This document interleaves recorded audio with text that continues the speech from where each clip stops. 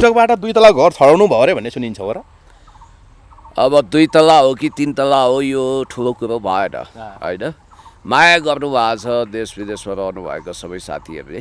निर्वाचन आयोगले चुनाव चिन्ह चाहिँ तपाईँको टाउको दिने हो हल्ला थियो अरे, तर उनले लिन मानेनन्, लौरो चाहिँ लिए अरे भन्ने कुरा आएको छ नि, के भन्नुहुन्छ?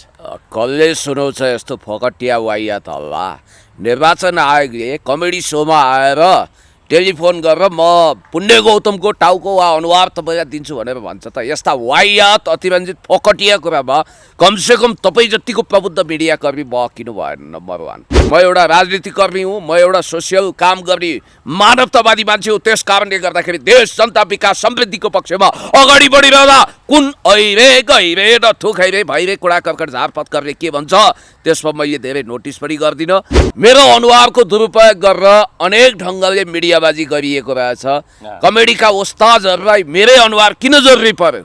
योभन्दा अगाडि पनि घरि मेरो क्यारिकेचर गरेको छ, घरि मेरो अनुहारको यस्तै फोटोहरूको दुरुपयोग गरेको छ। खबरदार सुमन भाइ, याद गर्नुहोला, व्यक्तिको स्वतन्त्रता र मेरो मर्यादामा आँच आउने गरी तपाईँले जो भिडियो बनाउनु भयो नि मेरो अनुमति बिना, म तपाईँलाई स्पष्ट रूपमा भन्न चाहन्छु कि मैले यो वकिलहरूसँग छलफल गरिरहेको छु।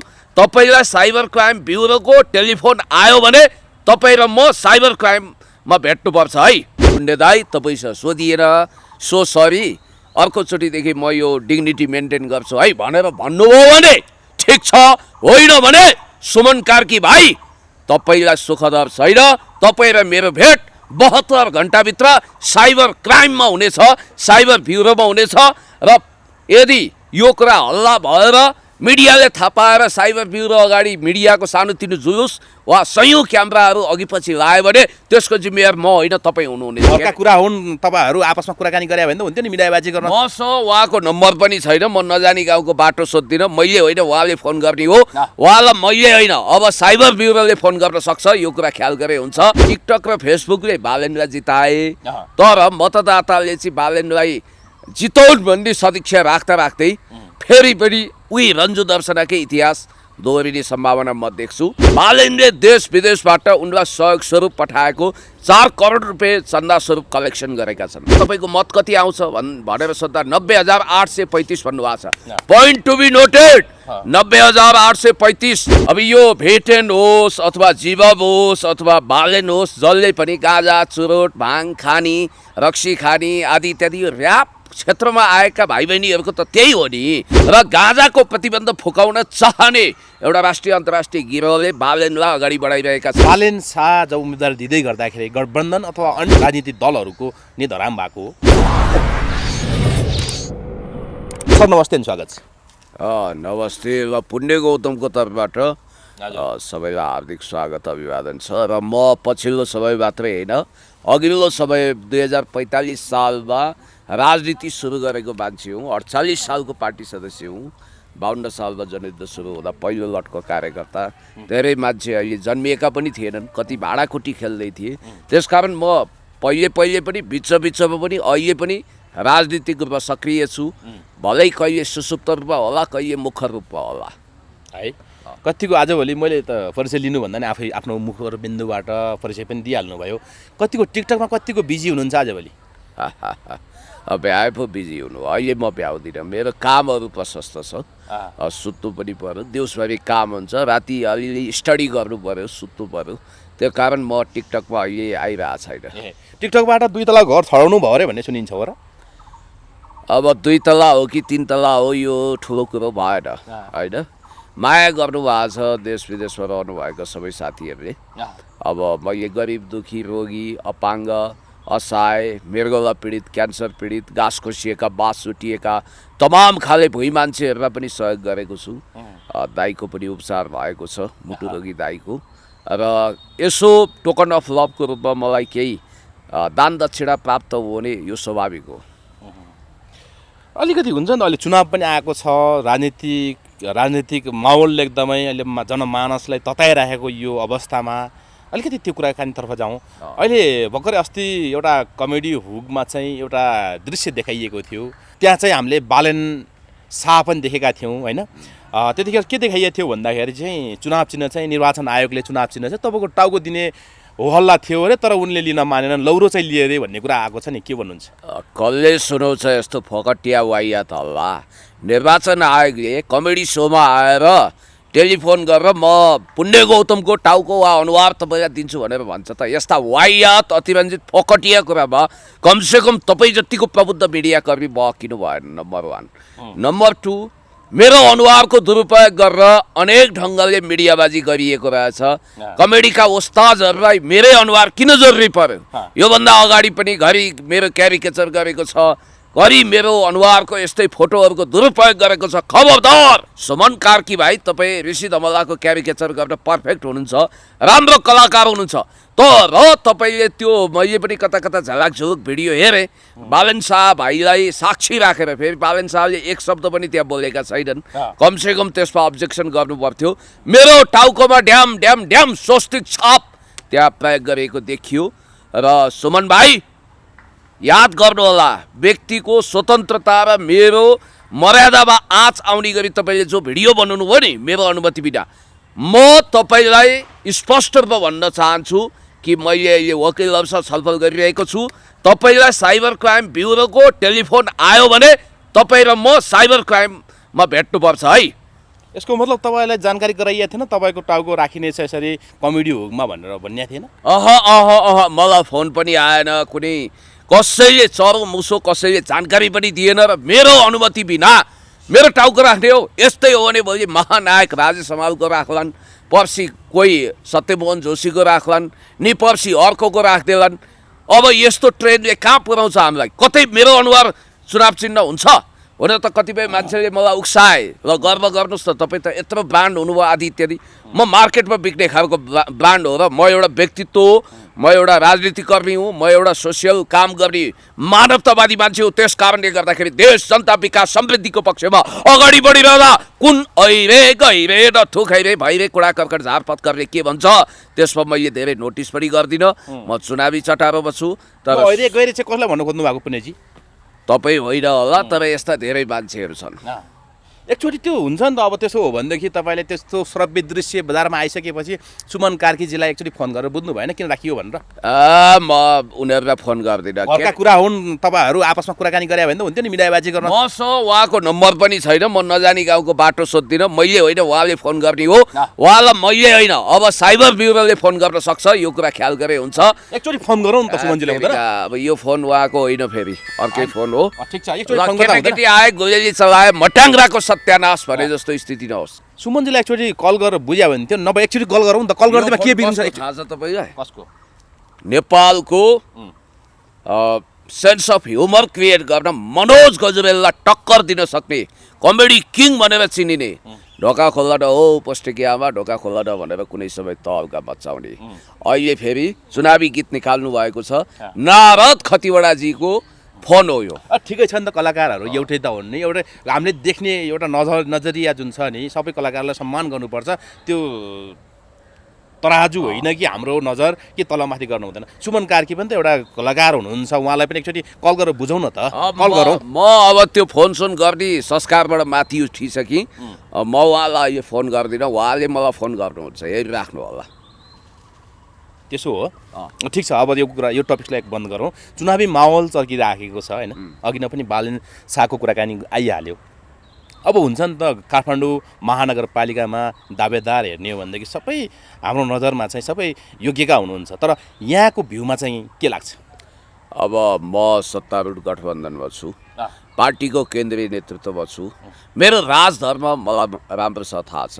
मेरो कर्तव्य अहिलेसम्म म गठबन्धनमा हुनाले मैले गठबन्धनको उम्मेदवारलाई मेयरको रूपमा र उपमेयरको रूपमा जिताउनुपर्छ, यानि कि सृजना सिंह प्लस त्यसपछि रामेश्वरजीलाई जिताउनुपर्छ भनेर भन्नु मेरो दायित्व होला। तर परिवेश भन्दा नि राम्रोलाई चाहिँ चुन्ने भन्ने एउटा स्लोगन पनि छ नि त। हुन्छ, मेरो दायित्व हुन्छ नि। पार्टीमा बसिसकेपछि, पार्टीको सेन्ट्रल लिडरसिपमा बसिसकेपछि कमसेकम त्यति भूमिका त निर्वाह गर्नुपर्छ। तर छनौटको कुरा गर्ने हो भने यस पटकको कडा टक्कर भनेको गठबन्धन भर्सेस नेकपा एमाले नि हो, केशव स्थापितजी नि हो।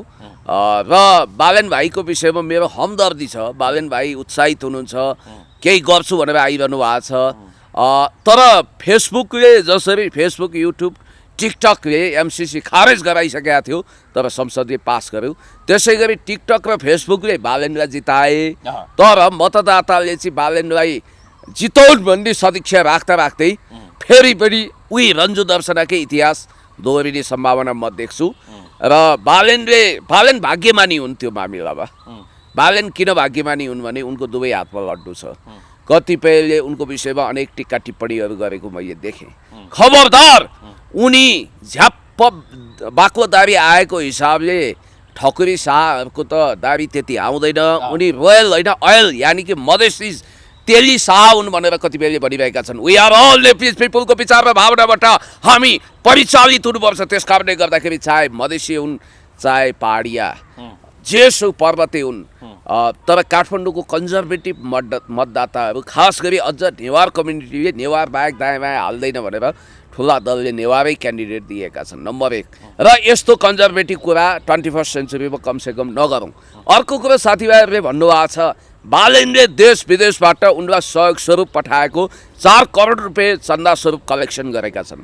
मलाई आशा भरोसा विश्वास छ यदि बालेनले 50 लाख रुपियाँ 30 लाख रुपियाँ चुनावमा खर्च गरे भने पनि बाँकी 3 करोड 50 लाखले उनले स्कुल बनाउने छन् या गरिबको भलो गर्ने ट्रस्टमा उनले सहयोग गर्नेछन् सबैलाई देखाएर।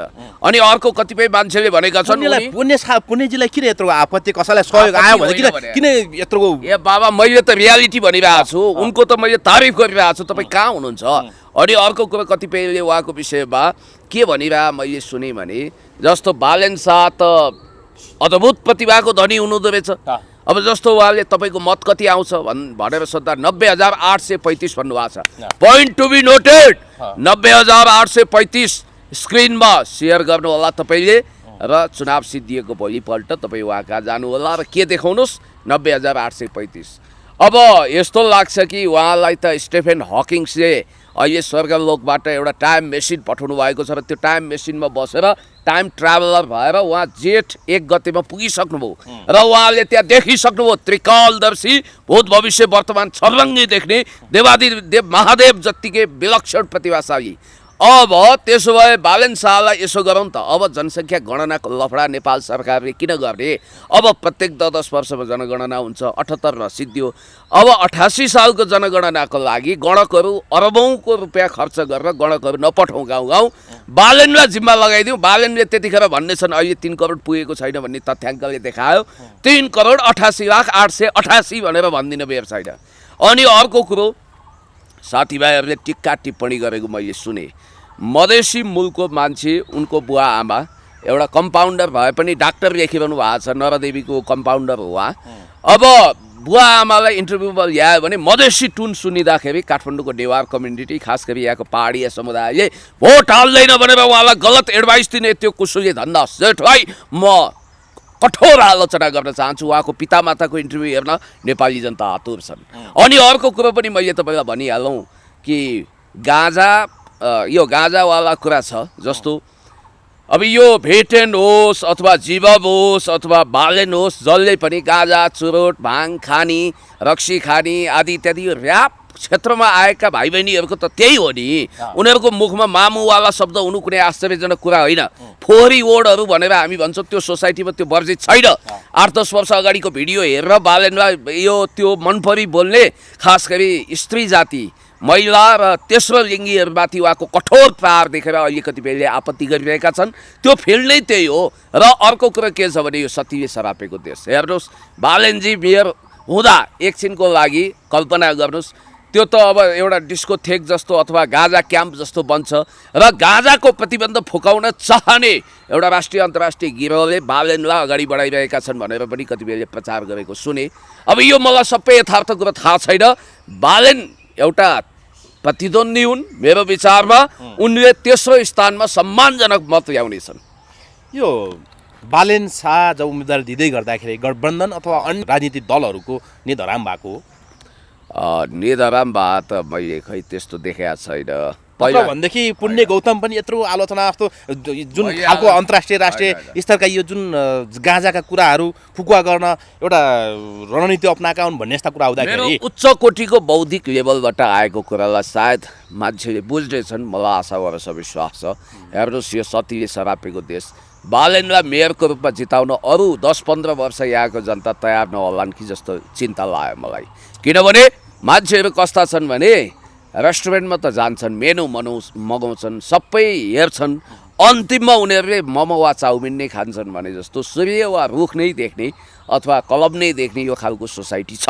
त्यसैले गर्दाखेरि बालेनजीले कलम त भर्खरको स्टाब्लिस भएको हो नि त, कलमको कुरा गर्दै गर्दा गठबन्धनमा छ, गठबन्धनमा हुँदाखेरि शक्ति तागत त भइहाल्छ। अर्को कुरो के छ भने याद गर्नु होला, केटाकेटी आए गोली चलाए मट्याङ्ग्राको सत्यानाश जस्तो होइन। मेयर पद भनेको इट्स नट अ जोक, यो धेरै। अर्को कुरो यसको लागि अब काठमाडौँको मेयरमा फेरि कस्तो चाहिँदो रहेछ भने सचिवलाई थर्काउन सक्ने, मन्त्रीलाई हप्काउन सक्ने, यताको फाइल उता लान सक्ने उही केशव स्थापित जस्तो अथवा सृजना सिंह जस्तो। अब मैले मेरो धर्म त अब गठबन्धन अन्तर्गत सृजना सिंहजी र रामेश्वरजीले जित्नुहोस् भन्ने हो। अब अलिकति प्रशासन हल्लाउन सक्ने पहुँचवाला मान्छे अनि राजनीतिमा बढी डेडिकेटेड मान्छेले नि यो मेयर पद भनेको फेरि राजनीतिक पद पनि हो, किनभने यसमा पोलिटिकल डिसिजन गर्नुपर्छ। अब यहाँ लागेको मान्छे कन्सर्टमा गएर महिनौँ हप्तौँ अथवा 10 दिनसम्म भोलिनु हुँदैन। रेगुलर प्रशासनिक काम गर्नुपर्छ, अनुशासन पनि चाहिन्छ। त्यस कारणले गर्दाखेरि तर बालेन भाइ यति भाग्यमानी हो कि उहाँको दुवै हातमा लड्डु छ र म उहाँलाई शुभकामना दिन्छु। यो दुवै हातमा लड्डु भनेर प्रस्ताइदिनु न के होइन, दुवै हातमा लड्डु भनेको तेस्रो सम्मानजनक स्थान पनि उहाँको पक्का छ र उहाँले नाम पनि कमाउनु हो, दाम पनि कमाउनु हो। छ नि पुणेजी, अघि नै भनिसक्नु भयो कि यो गाँजा फुकुवा गर्न हुँदैन भन्ने यस्ता अभिव्यक्ति दिनुभयो। के लाग्छ अहिले त कतिपय मन्त्री पद खाएकाहरूले पनि त गाँजा फुकुवा गर्नुपर्छ आर्थिक समृद्धिको लागि भन्ने यस्ता अभिव्यक्ति दिन्छन्, तर तपाईँ चाहिँ त्यसको एन्टी किन? आर्थिक समृद्धिको लागि हो भने गाँजा होइन। ल त्यसो भए ड्रग्स फुकुवा गर्ने कुरा गऱ्यो भने के हो? ड्रग्स होइन नि त। सुन्नु, drugs a kind of drugs, त्यो नसालु पदार्थ नै हो गाँजा।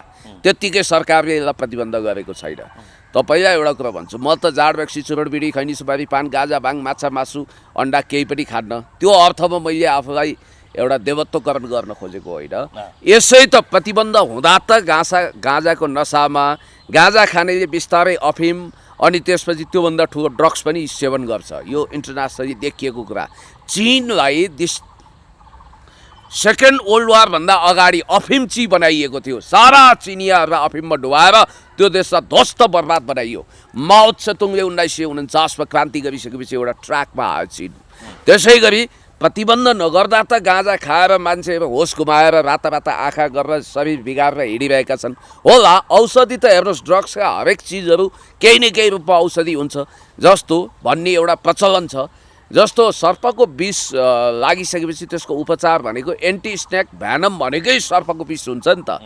आइरन कट्स आइरनको थ्योरीमा जान्छ, त्यसरी जानु भएन हामी। र गाँजालाई फुकुवा गर्नुपर्छ भनेर खरबौँ रुपियाँको कारोबार गर्न खोज्ने यी मान्छेहरूले पैसाको लागि त्यसमा जे पनि गर्ने। ल पैसाको लागि हो भने तपाईँले भने जस्तो नेपाललाई थाइल्यान्ड बनाइदियो नि त।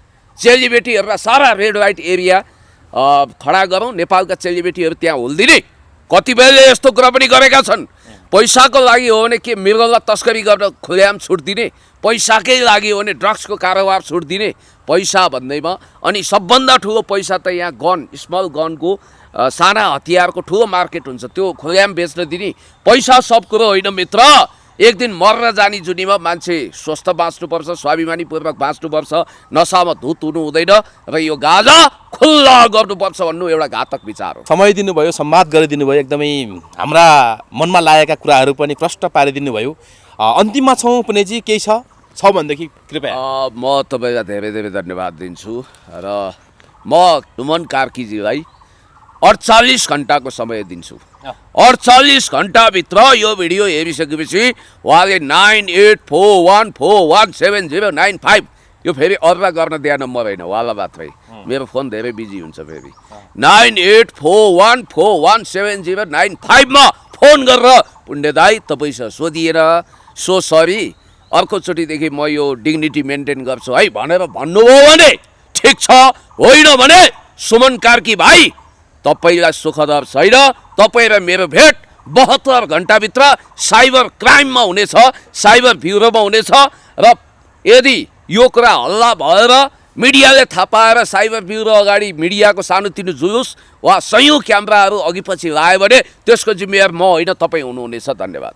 हस्, धन्यवाद।